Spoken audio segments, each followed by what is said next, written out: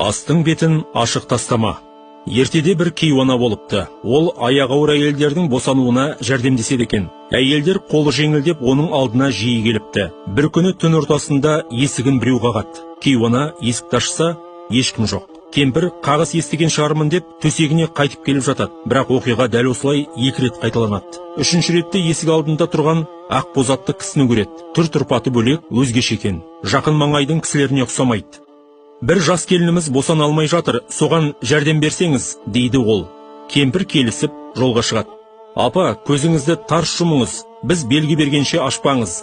Әйтпесе майып боласыз, дейді. Кемпір көзін тарс жұмып отырады. Жолда гүрсілдеген, салдырлаған оқыс дыбыстар шығып, зәресін ұшырады. Бір жерге жеткенде, апа, көзіңізді ашыңыз, деген дауыс естіледі.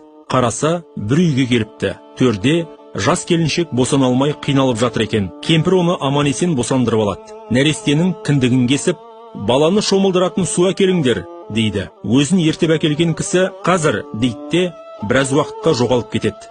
Сәлден кейін су емес, бір шара сүт әкеледі. Кемпір түсінбей таңғалады. Баланы шомылдырып жатып қараса, шара көршісінің сүт құятын ыдысына ұқсайды екен. Кемпір секем алып қалады.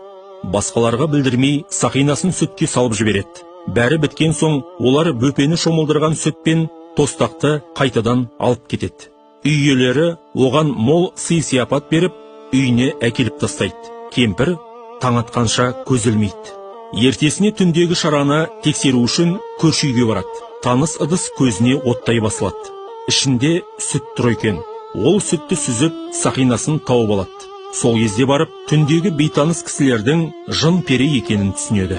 Осыған байланысты, ел ішінде түнге қарай сүт пен суды, ас ауқатты ашық тастамау, ыдыс аяқты жуып жату туралы ырым талаптар көбейген екен.